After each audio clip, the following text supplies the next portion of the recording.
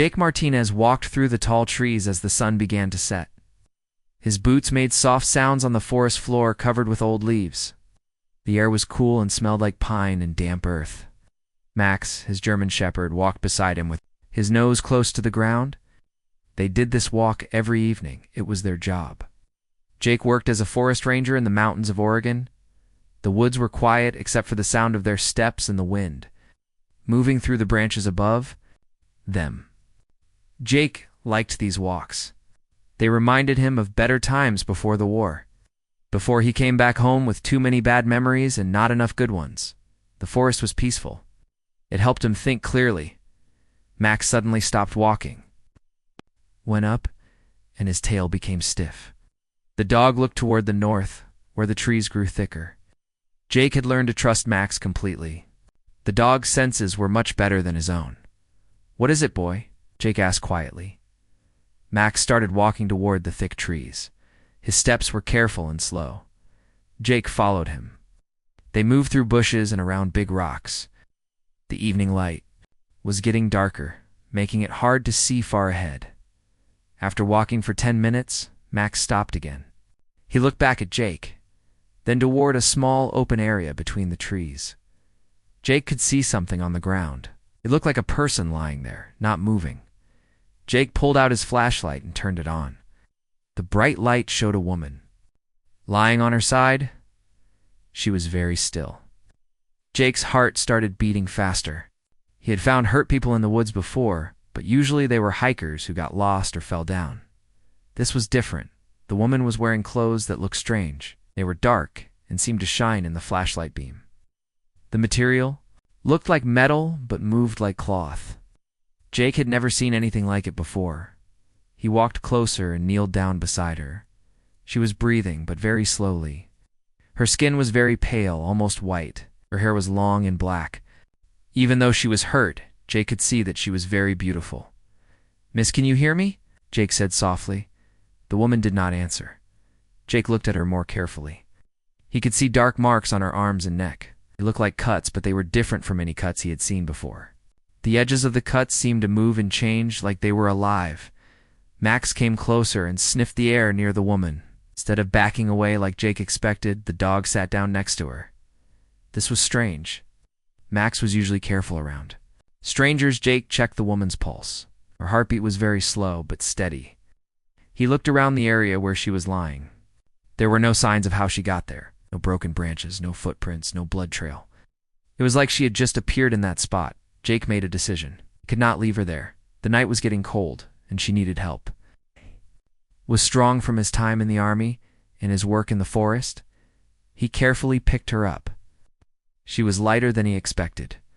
As he lifted her, the woman's eyes opened. Jake almost dropped her. Her eyes were not brown or blue or green like normal people. They were purple, like the color of deep water at night. She looked at him for a moment, then her eyes closed again. Jake carried her back to his cabin, with Max walking beside them. The cabin was small, but warm. It had everything Jake needed: a bed, a kitchen, a fireplace, and a radio to call for help if needed. He put the woman on his bed and covered her with blankets. Then he looked at her strange cuts again. They were still moving slightly, like they were trying to heal themselves. Jake had been a soldier and had seen many kinds of wounds. These were nothing like any he had seen before. He tried to clean the cuts with water and medicine from his first aid kit. When the water touched them, they made a small hissing sound and seemed to get smaller. Jake stepped back. This was not normal. The woman's eyes opened again. This time she stayed awake. She looked around the cabin, then at Jake. Her purple eyes seemed to glow in the dim light. "Where am I?" she asked. Her voice was soft, but had a strange sound to it, like music. "You're in my cabin," Jake said. "I found you in the woods, but you were hurt. What's your name?" The woman was quiet for a long moment. She seemed to be thinking about whether to tell him. "Lyra," she said finally. "I'm Jake. This is Max." Jake pointed to the dog, who was sitting near the bed watching Lyra. Lyra tried to sit up, but she was too weak.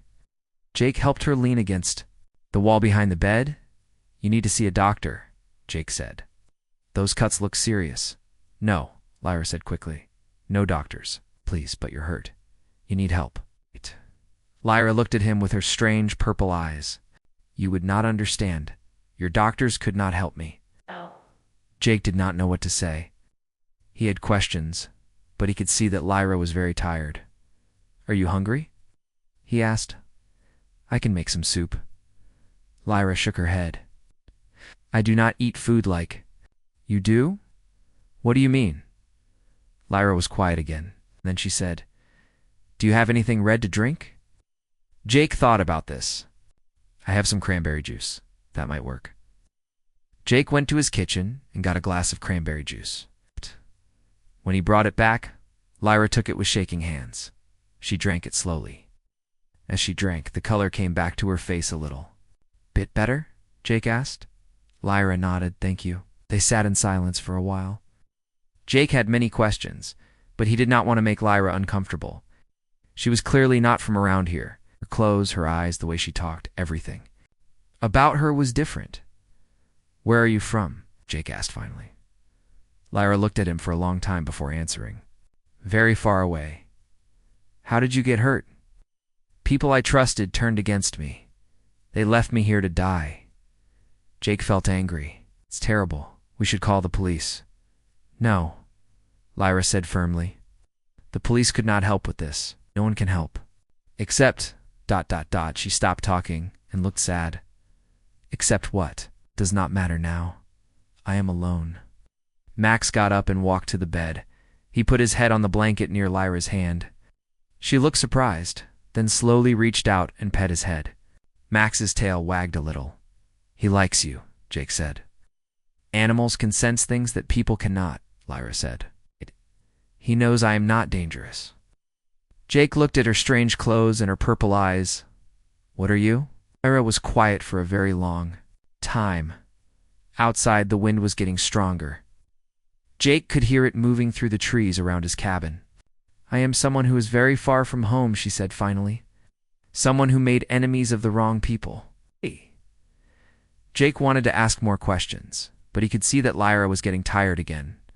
Her eyes were starting to close. He said, we can talk more tomorrow. Lyra nodded and lay down. Jake covered her with the blankets again. He made a bed for himself on the floor near the fireplace. Max lay down between Jake and the bed where Lyra was sleeping.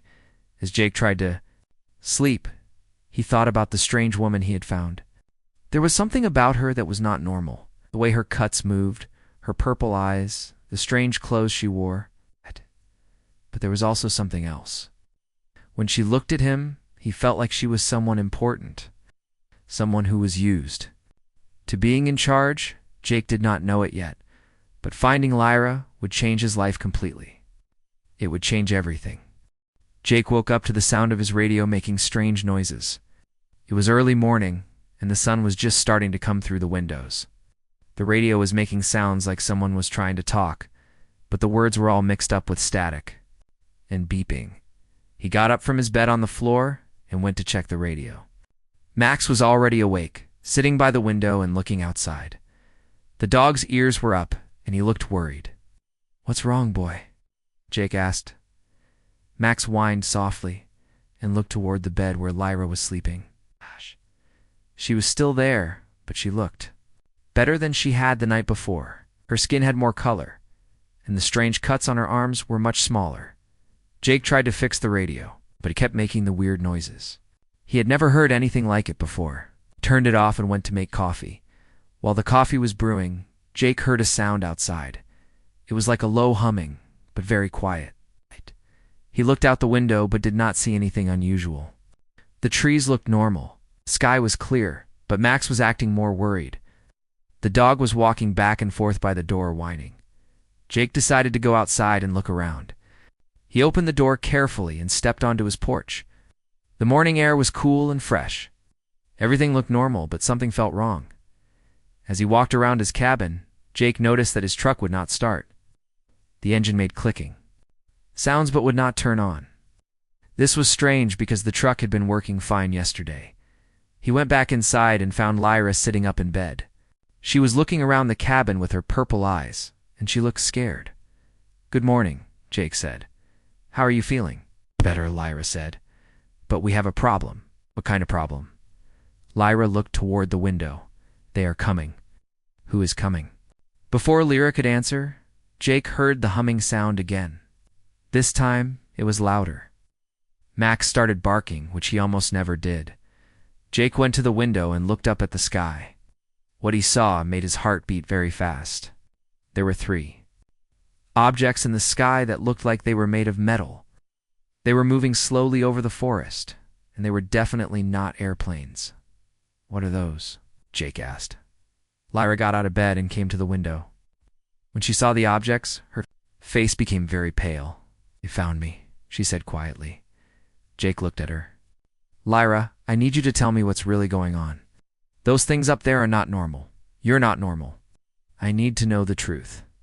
Lyra was quiet for a moment. She looked at Jake, then at Max, then back at Jake. You will not believe me, she said. Try me. Lyra took a deep breath. I am not from this world. I am from a place very far away, among the stars. Jake stared at her. You mean you're from another planet? Yes. And I am not entirely like you. My people are different. We are stronger, we live much longer, and we need to drink blood to survive. Felt his mouth go dry. You're saying you're some kind of vampire? That is what your people might call us, yes? But we are not like the monsters in your stories. We are a civilization. We have cities and ships and laws. The humming sound was getting louder. Jake could see the metal objects were getting closer to his cabin. Those ships up there, Jake said, they're looking for you? Yes, they're my enemies. They tried to kill me and leave me here to die.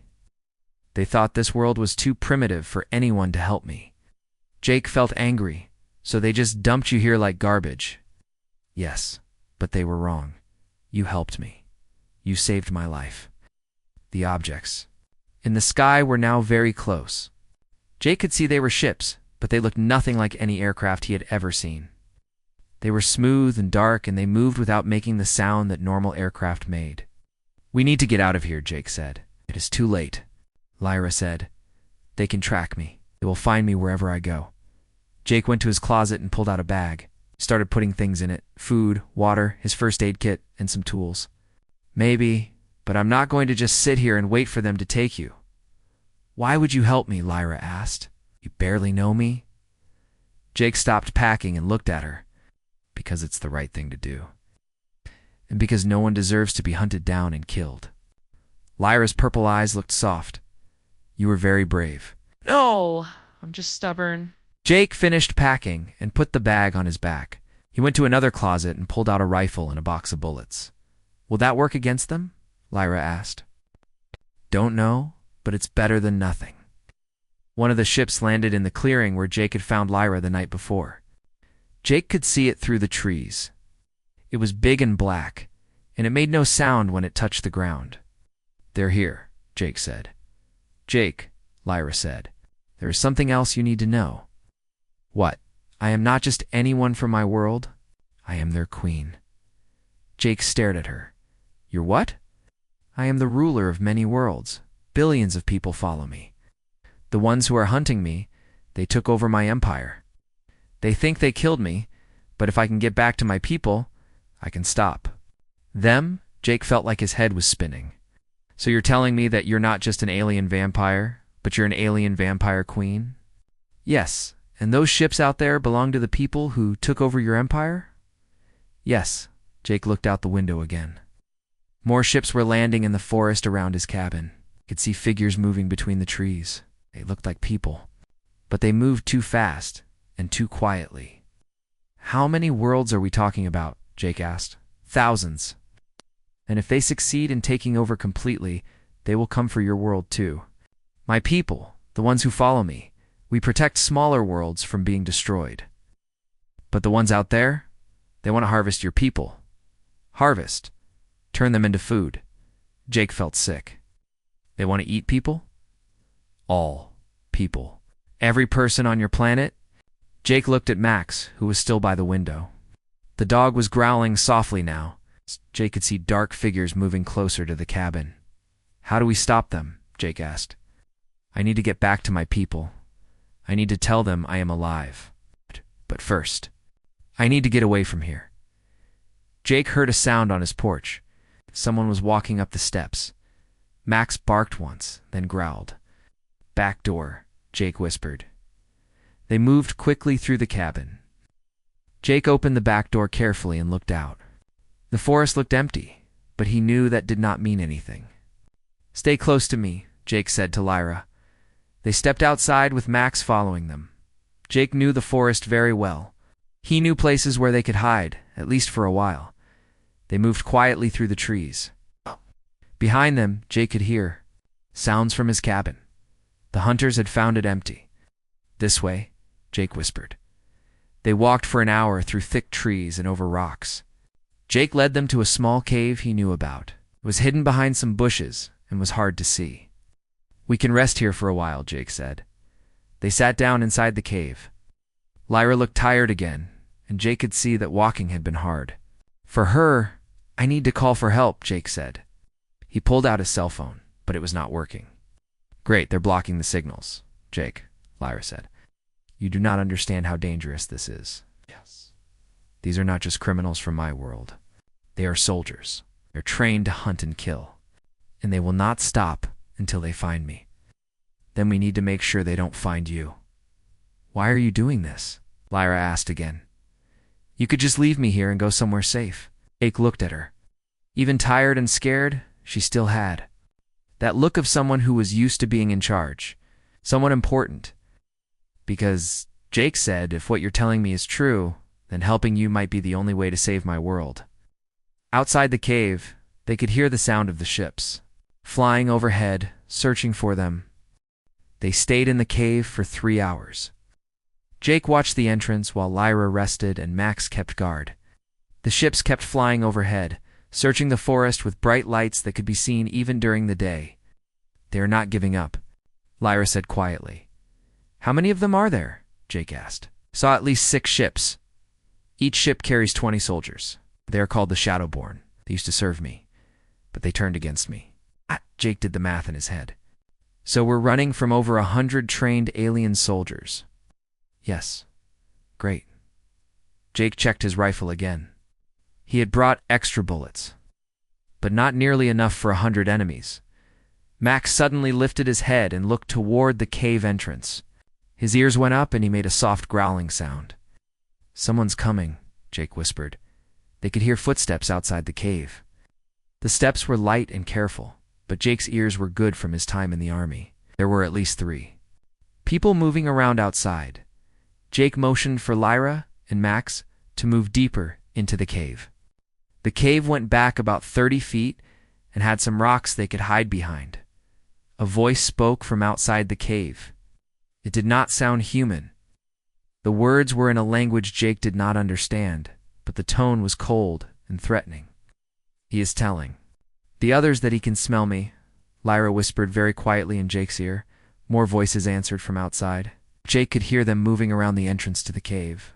Then one of them spoke in English. His voice had an accent that sounded like Lyra's, but harder and crueler. We know you are in there, my queen. Come out and we will make your death quick. Lyra's face became angry. Jake had never seen her look like that before. Her purple eyes seemed to glow brighter. That is General Kane, she whispered to Jake. What? He was my most trusted commander. He led the attack against me, Your Majesty, the voice continued. You cannot run forever. This primitive world has nowhere for you to hide. Give yourself up, and we will not harm the human who helped you. Jake felt angry. Like hell, he muttered. Jake? No, Lyra whispered, but Jake was already moving toward the cave entrance. Hey, Jake shouted, toward the entrance. She's not going anywhere with you. There was silence from outside. Then General Kane spoke again. Ah, the human speaks. How interesting. Tell me, human, do you know what she is? I know enough, Jake replied. Do you know that she has killed thousands of my people? Do you know that she rules through fear and violence? Jake looked back at Lyra. She shook her head sadly. He is lying, she whispered. I tried to bring peace between our people and others.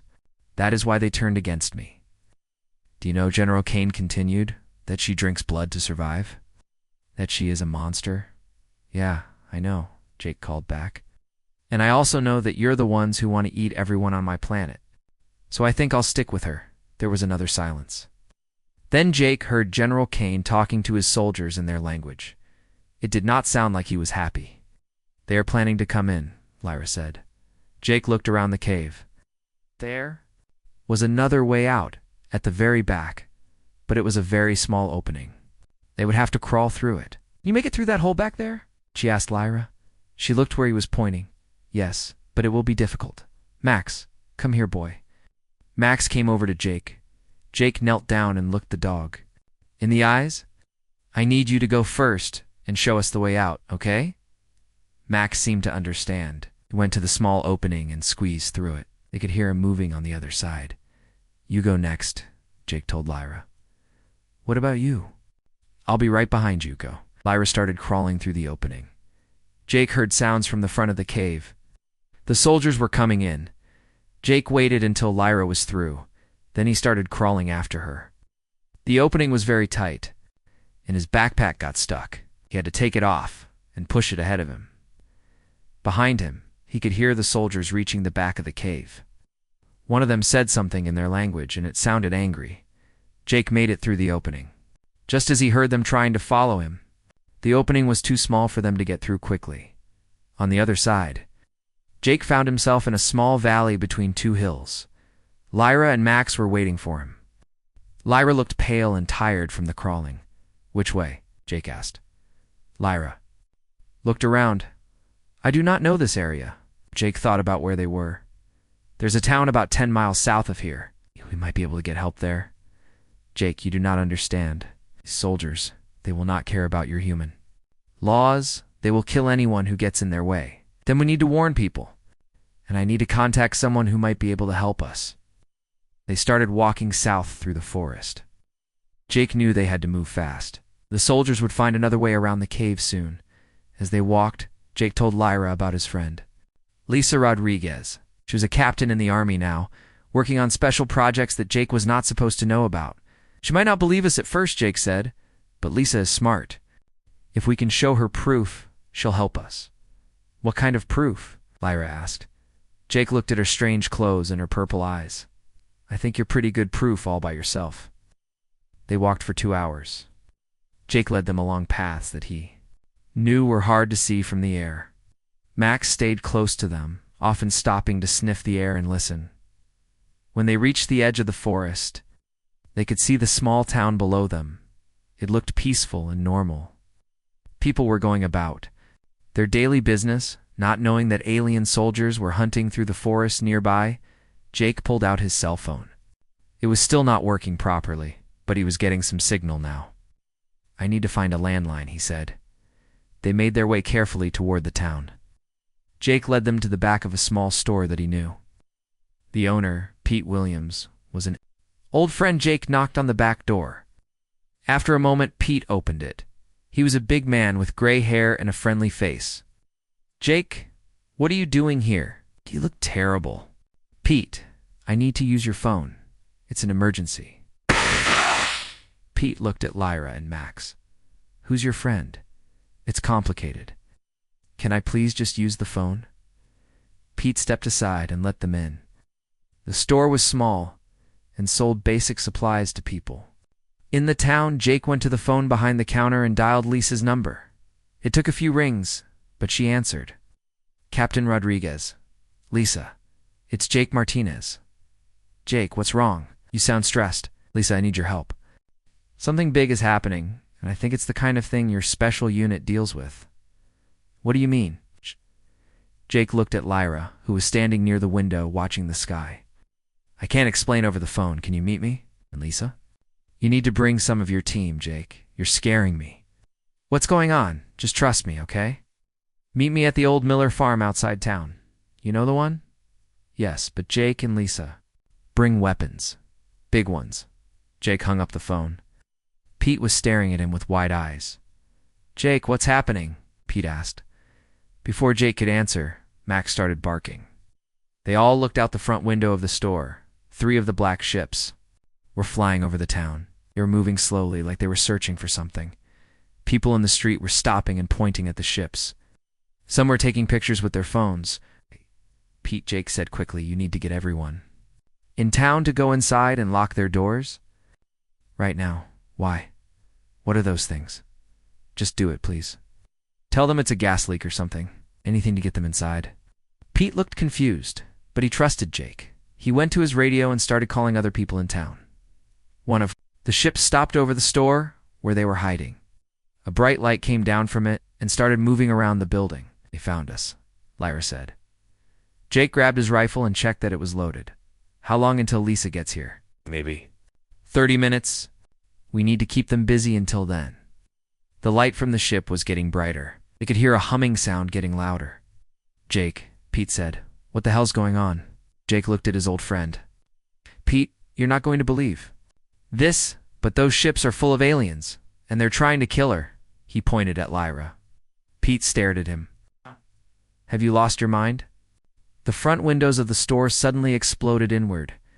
Dark figures in strange armor came through the broken glass. They moved faster than any human could move. Get down, Jake shouted. He raised his rifle and fired at the first figure. The bullet hit it and knocked it backward, but it got up again right away. The bullets work, Jake said, but they're tough. More soldiers came through the windows. Jake kept firing, trying to keep them away from Lyra and Pete. There are 2. Many of them, Lyra said. She was right. Jake could see more soldiers coming around the building. They were surrounded. Then they heard the sound of helicopters approaching from the south. The helicopters came in fast and low over the town.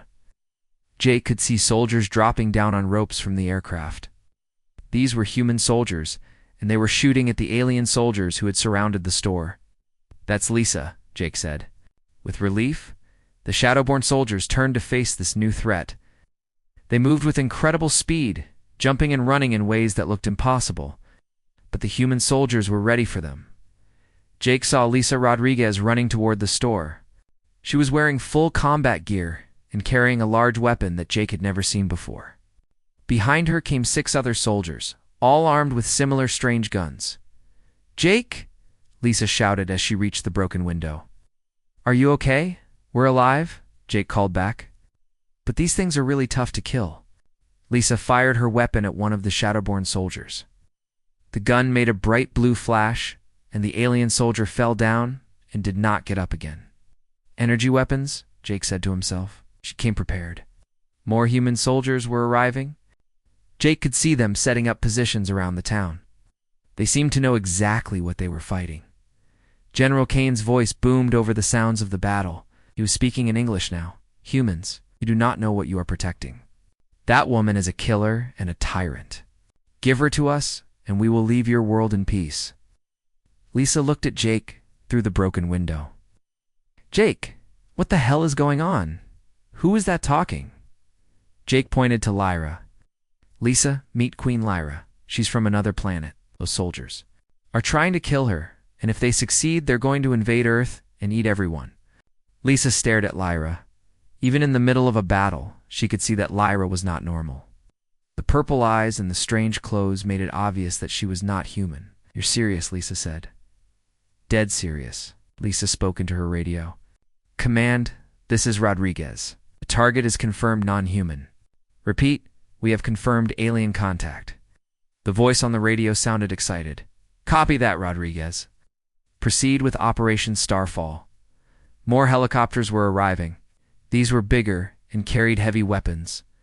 Jake watched as they started, firing at the alien ships in the sky. How did you know to bring energy weapons? Jake asked Lisa. We've been tracking those ships since yesterday, Lisa replied. When they entered our atmosphere, every alarm in the Pentagon went off. We've been preparing for something like this for years. One of the alien ships exploded in the sky. The others started firing back with weapons that made bright red beams. Where the beams hit the ground, everything burned. We need to get out of here, Jake said. This whole town's going to be destroyed. Lisa nodded. There's an evacuation. 0.2 miles east of here. Can you make it? Jake looked at Lyra. She was looking weaker again. Stress and running were taking their toll on her. I can make it, Lyra said, though Jake could tell she was struggling. Pete, come with us, Jake said to the store owner. Pete was hiding behind the counter, looking terrified. I'm not going out there with those things shooting at each other. Pete, the building might get hit. It's safer to move. Lisa and her soldiers formed a protective circle around Jake, Lyra, Max, and Pete. They started moving toward the edge of town, fighting their way through alien soldiers. Jake was amazed at how well the human soldiers were doing. Energy weapons were very effective against the Shadowborn, and the humans were using good tactics. How long have you been preparing for this? Jake asked Lisa as they moved. Since the 1990s, Lisa said. We knew someone would come eventually. We just didn't know when or who. They reached the evacuation point, which was a field where several large military trucks were waiting. Other people from the town were already there, looking scared and confused. A colonel came up to Lisa. Captain, we need to know everything. That woman knows about these aliens. Lisa looked at Jake, then at Lyra. Colonel, I think we need to hear the whole story. They gathered around one of the trucks. Lyra sat down heavily on the tailgate. She was very pale, and Jake could see that. She was getting weaker. Tell them, Jake said to Lyra. Lyra looked at the assembled soldiers and took a deep breath. I am Queen Lyra of the Nyx Empire. My empire consists of over 3,000 worlds across this part of the galaxy. The colonel's eyes went wide. 3,000 worlds? Yes. For many years, my people have protected smaller worlds from being conquered or destroyed. But some of my own people wanted to change that policy, wanted to expand by taking over worlds and harvesting their populations. Harvesting? The colonel asked. Using the people as food, Jake explained. They're basically vampires, but from space, Lyra continued. The ones who were hunting me call themselves the Shadowborn. They staged a coup and tried to kill me. They left me on your world to die, thinking that no one here could help me. But Jake helped you, Lisa said. Yes, and now they know that humans are more capable than they thought. That makes your world a threat to them. The colonel was quiet for a moment. How many ships do they have? The ones here are just a scouting force, Lyra said. If they report back that I am alive and that humans can fight them, they will send a much larger fleet. How much larger? The colonel asked. Hundreds of ships, tens of thousands of soldiers. Jake felt his heart sink. Can we stop them? Not with conventional weapons, Lyra said. But there might be a way. She looked at Jake with her purple eyes. People have a weakness. There are certain minerals on your world that affect us strongly. They can make us weaker, but they can also make us stronger if used correctly. What kind of minerals? Colonel asked. Iron and silver, when combined with your planet's unique magnetic field, create an energy that we cannot resist. It either hurts us badly or enhances our natural abilities. Jake understood what she was getting at. You want to use Earth's magnetic field as a weapon. Not exactly. I want to use it to send a message to my people across the galaxy. If I can amplify my natural abilities using your planet's energy, I can contact my loyal followers and tell them I am alive. And then what? Lisa asked. Then we fight a civil war across the galaxy instead of letting the Shadowborn destroy your world. The colonel looked thoughtful. What would you need from us? I would need to connect to your planets. Magnetic field through a direct interface. But the process would be dangerous. It might kill me, and it would definitely be painful. Jake stepped forward. What can we do to help? Lyra looked at him sadly. There is something, but you will not like it. Tell me. I would need to form a blood bond with a human. It would allow me to use their life force to stabilize the connection, but it would put that person in great danger. Jake did not hesitate. I'll do it. Jake, no, Lisa said. We don't know what that would do to you. It does not matter, Jake said. If this is the only way to save Earth, then I'll do it. Lyra stood up and walked over to Jake. She put her hands on his shoulders. Are you sure? The process will create a permanent link between us? Yes. You'll be able to feel my thoughts, and I will be able to feel yours. And if I die during the process, you might die too. Jake looked into her purple eyes. Over the past few days, he had come to care about her more than he wanted to admit. She was brave and kind, despite being from another world, and she was willing to risk everything to save people she had never met. "I'm sure," Jake said. The colonel stepped forward. "We have a facility about 50 miles from here.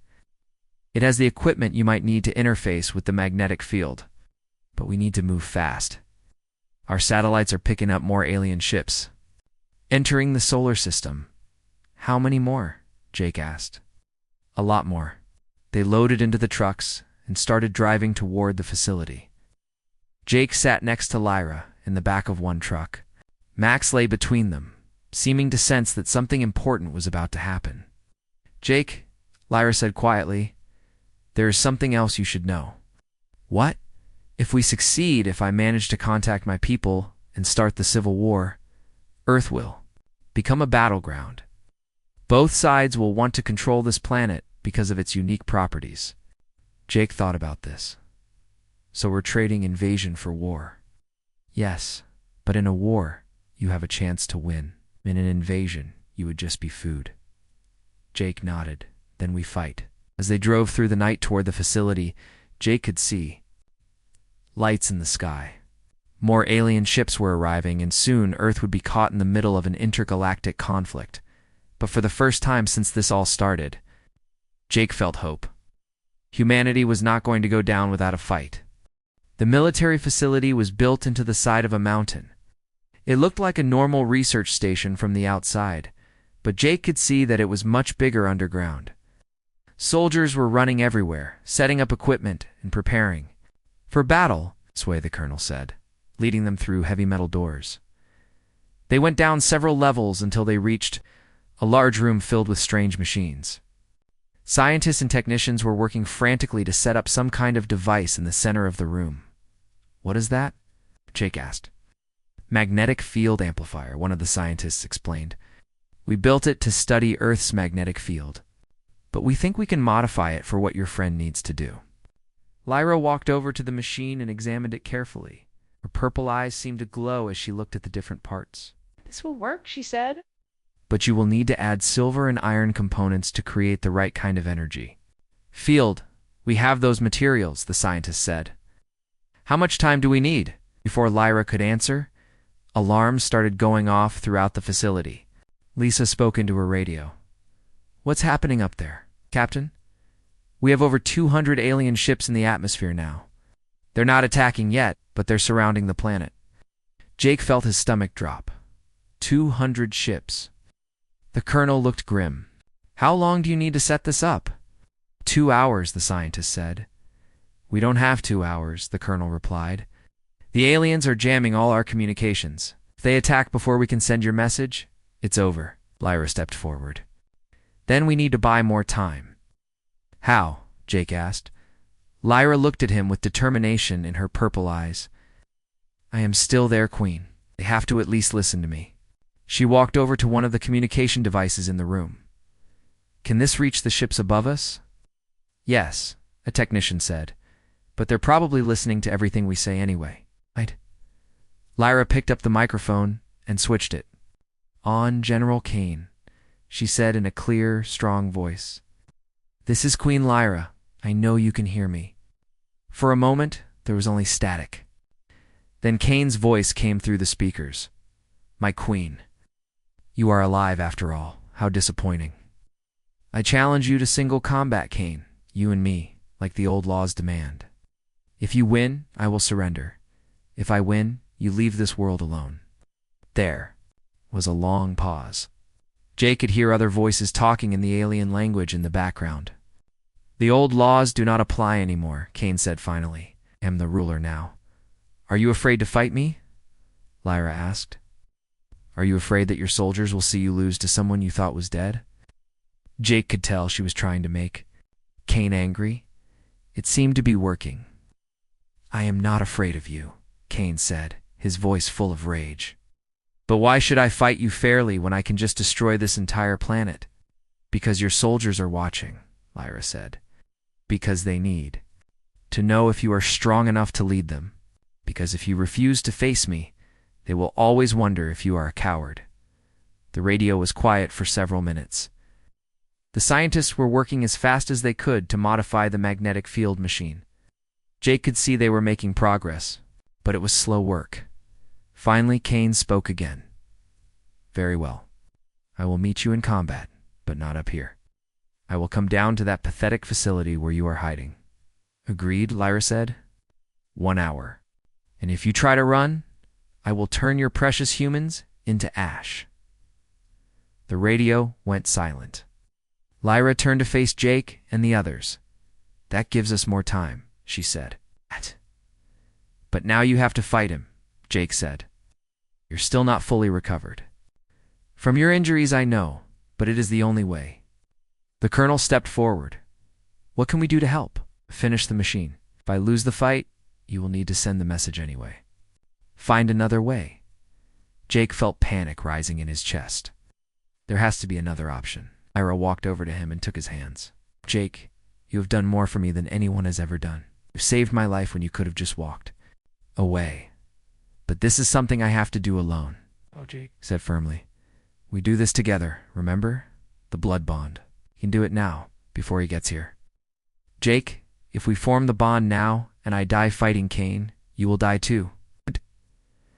And if we don't form the bond and you lose, everyone on Earth dies. I'll take those odds." Lyra looked into his eyes for a long moment. Jake could see fear there, but also hope. "Are you certain?" she asked. "Yes." The scientists had been listening to their conversation. "The machine is almost ready," one of them said. "You can try the bonding process now." They moved quickly to set up the procedure. Lyra sat in a chair next to the magnetic field machine while technicians attached sensors to her arms and head. Jake sat in another chair beside her. "This is going to hurt," Lyra warned him. "I can handle it." The lead scientist started the machine. Jake immediately felt a strange tingling sensation throughout his body. It was like electricity, but not painful. Then he began to feel something else. He could sense Lyra's thoughts.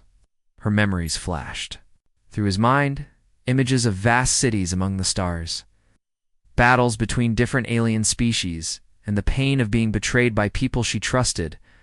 But he also felt her emotions, her gratitude toward him, her hope for her people, and something else that surprised him. She cared about him as much as he cared about her. The bonding process lasted for 10 minutes. When it was over, Jake felt different. He was still himself. But now he was also connected to Lyra in a way that was hard to describe. "How do you feel?" she asked. "Strange, but good strange." Jake could feel her strength flowing through him, and he could tell that she was drawing strength from him too. An hour later, the roof of the facility opened. General Kane descended from the sky, floating down without any visible means of support. He was tall and wore black armor that seemed to absorb light.